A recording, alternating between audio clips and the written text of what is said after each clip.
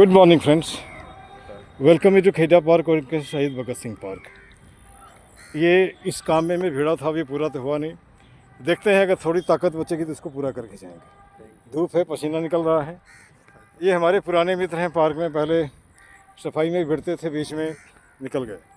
और by profession e rickshaw operator, और बिहार बेगूसराय है ना, बिहार बेगूसराय से। तो आज मैं इनकी बातें सुनी, ये सबके सब फिलोसॉफिकल पढ़ा तो हमने भी वहाँ जहाँ था इसको। कभी कभी लोग कोट करते हैं, लेकिन आजकल लोग ये सब बातें सुनना नहीं चाहता है ना। और उनके लिए क्या अच्छा है क्या ख़राब मतलब नहीं है। पैसा है फेंको, है ना। जो ज़रूरत का सामान नहीं फिर भी खरीदने लाओ, और यूज़ करो नहीं फिर भी फेंक दो, है ना।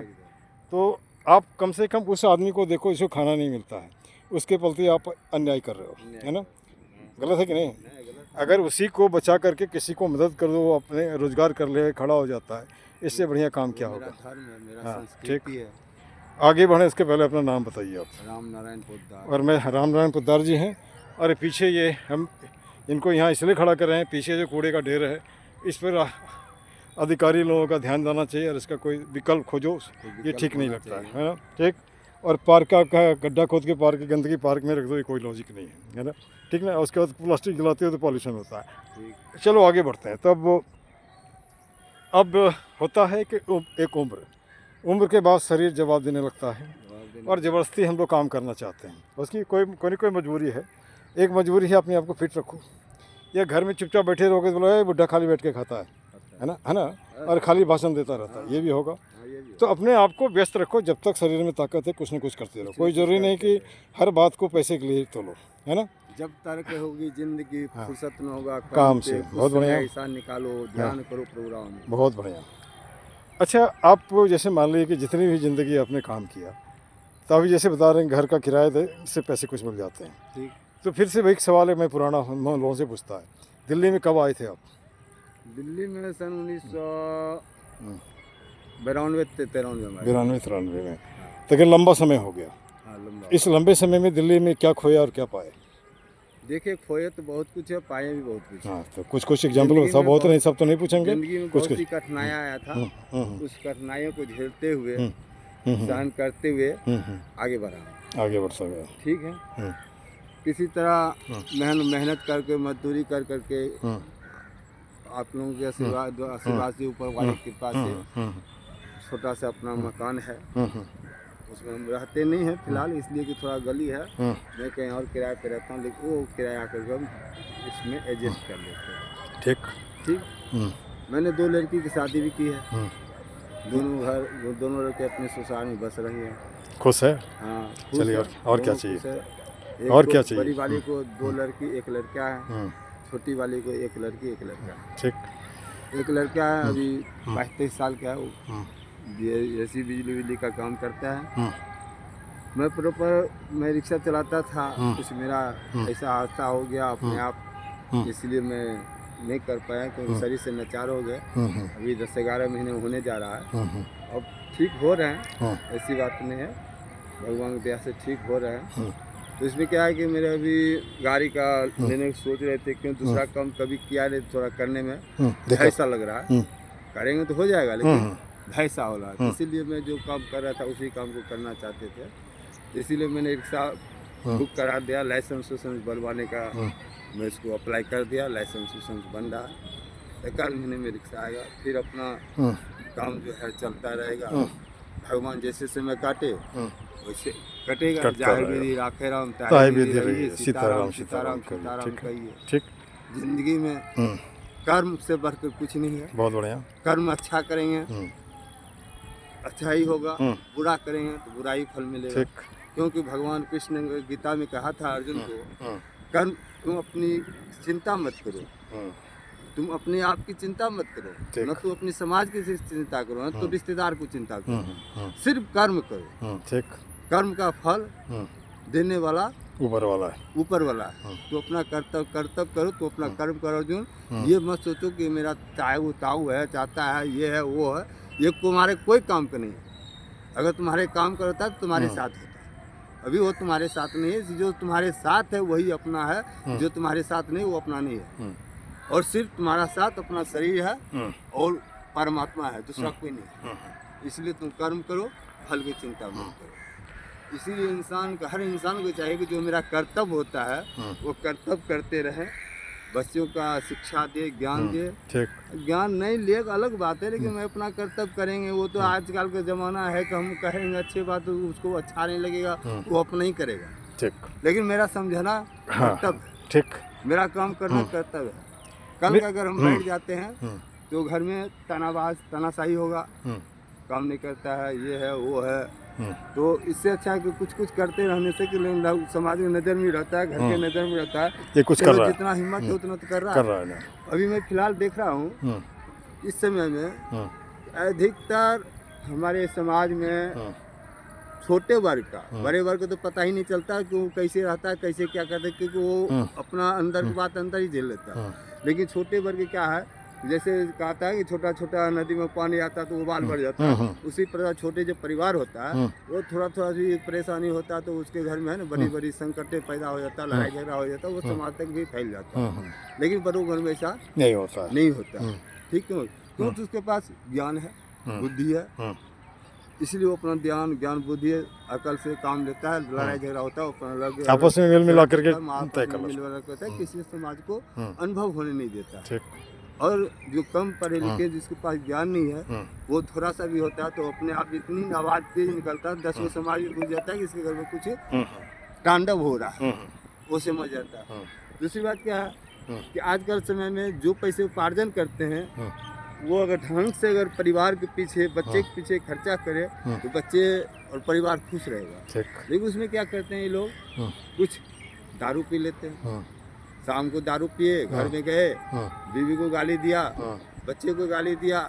जब तक बच्चे जब तक बच्चे छोटा होता है तब तक तो बच्चे वो समझता है कि चलो माँ बाप के झमेला, उसमें उसकी ज्ञान ही नहीं होता तो इसलिए कुछ बोलता नहीं। जब बच्चे बड़ा होने लगता है उस समय यदि उसकी माँ को गाली कोई देता है, चाहे बाप हो चाहे कोई भी हो, तो बच्चे को भी क्रोध आ जाता है। इस परिस्थिति में क्या होता है कि घर में और कलेश बढ़ जाता है। और आने वाले कुछ ही समय में क्या होता है, माँ और बच्चे एक हो जाते हैं, वो सिंगल पड़ जाता है। और यही कारण क्या होता है, उसके बच्चे जो है वो बाप को भी पीट देता है। ऐसा मैं कई जगह सुना हुए हो और देखा भी। तो क्यों यहाँ कहाँ क्या चीज़ की कमी है, उसकी शिक्षा। अब मैं ठीक है, अब मैं थोड़ा सा एक मिनट थोड़ा मैं ये रोकना चाह रहा हूँ। पहले मैं बताया था ये पास में एक तो नाई है समस्तीपुर का, तो वहीं मैं चला, हमको लगा कि यहाँ भीड़ नहीं, जल्दी में लाइन में कटवा रहे थे। 8-10 होगा मजदूर टाइप का लड़का आपस में बात कर रहा था, गाली बहुत ज़्यादा बक रहा था। तो जब बाल कटना हो गया तो हम उसको रोके, पूछे कहाँ घर है जी, तो बेगूसराय। मतलब यार इतना गाली तो नहीं बकता, कहाँ सिखा इतना, तो दिल्ली से सिखा। तो हमने उसको बताया दिल्ली तो और भी कुछ सिखाता है, जहाँ तुम मजदूरी करते हो कभी दिमाग में नहीं आया कि ये बिल्डिंग का मालिक हम बने। तुम जो कमाते हो 2 पैसा 4 पैसा लाओ, खाना तो खाया, उसके बाद तुम बाकी दारू में नशा में बर्बाद करते हो, क्या ये सही है? इस पर कुछ बोलेंगे? नहीं सही नहीं है। जो सही है वो सही है, जो कमा के 2 पैसे घर में खर्चा करो वो अलग बात है। तुम दारू पी लिया, पैसे न जा गया, 1 घंटा 2 घंटा तुमको नशा हुआ, नशा के वक्त में तुम क्या बोल दोगे, क्या कर दोगे, इसको पता नहीं चलता। और ये प्रॉब्लम क्रिएट करेगा। इसका प्रॉब्लम ये होगा, उल्टे तुम अगर बाल बच्चा समझदार होगा, बड़ा होगा, वो माँ बेटा एक हो जाएगा तो तुमको पिटाई में लग जाएगा। और मुझे लगता है ये आम समस्या आजकल है, आम समस्या। कल भी मैं जब क्लिनिक से लौट रहा था, एक लड़के को देखा लेटा हुआ है वहाँ पे, पैंट में पेशाब वसाब करके छटपटा रहा है एकदम। अब दारू पीने वाला बोलना चाहिए। मेरा ही एक भतीजा है, वो अच्छा ठेकेदारी करता है, पेंटर है, काम करता है, ठेकेदारी करता है, अच्छा पैसा कमा लेता है। और वो मेरे बहू जो है वो शिव चर्चा में जाती है। शिव चर्चा शिव से बढ़कर कुछ नहीं है, और उनकी चर्चा करते हैं तो बहुत महानता की बात। ठीक। अगर उस महानता के बरतते हुए, शिव की चर्चा करते हुए तुम घर में अगर कलेश करो, वो तुम्हारा शिव चर्चा, वो तो बकवास है। तुम सास को सास नहीं समझो, ससुर को ससुर नहीं समझो, पति को तुम पति मत समझो, उसको तुम गाली दो, या बच्चे पीट रहा है तुम उसे मना नहीं करो। बच्चे क्यों पीट रहा है? बच्चे कहाँ से मनोबल बढ़ा? मनोबल तो तुम ही लोग बढ़ाया होगा, नहीं तो बच्चे तो पैदा होते नहीं बाप का हाथ छोड़ देता है। क्यों हाथ छोड़? इसमें कमी है माँ की। अगर माँ सही रहेगा तो अगर माँ बात गलती भी करेगा तो कहेगा नहीं मेरे पति है, तुम इस पर हाथ नहीं उठाओ। बहुत और मुझे लगता है कि कुछ ऐसा हाँ, औरत होते हैं हम्म, कि अपने को ज्ञानी बहुत समझते हैं, हम्म, लेकिन वो ज्ञानवान होता नहीं, वो अज्ञानी होती है। अच्छा अच्छा, वो अगर ज्ञानवान होता हम्म, तो वो ऐसा नहीं करता। हम्म, ठीक है। हम्म, तो ऐसा ऐसा मैं कितने सुना हूँ, कल परसों भी सुना हूँ, ऐसे सुनते रहता हूँ। हम्म, मैं समाज में बैठता हूँ तो सुनते रहता हूँ। हम्म, ये आजकल के समाज का यही एक कल्चर खराब हो गया ठीक, है। हाँ, ये सुधारना तो होगा क्या, जैसे भी सुधारना ये देखिए, या फिर समय समय सबसे बड़ा ये टीचर है या दवाई है जो अपने आप सुधार देता है लोगों को। नहीं, एक बात और है। बोलिए। जिस कीचड़ है, हम्म, कीचड़ में कमल जरूर खिलेगा, बिल्कुल, लेकिन कीचड़ तो कीचड़ बना ही रहेगा। वो तो सही है। कमल लेकिन खिल लेकिन जाएगा, एक बात, लेकिन कीचड़ कीचड़ एक कमल मिनट रहेगा। कीचड़ को भी धन्यवाद बोलेंगे, अगर अगर उसके खाद नहीं अगर होते कीचड़ वो। नहीं होता तो फिर कमल कहाँ से होता? बिल्कुल सही है। अगर अंधेरा घर नहीं होगा तो छिप कहाँ से अंधेरा होगा? नहीं होगा तो उजाला नहीं होगा, हाँ, जहाँ जाड़ा नहीं होगा तो गर्मी नहीं आएगा। दोनों एक दूसरे का पूरक होता है। बहुत बढ़िया।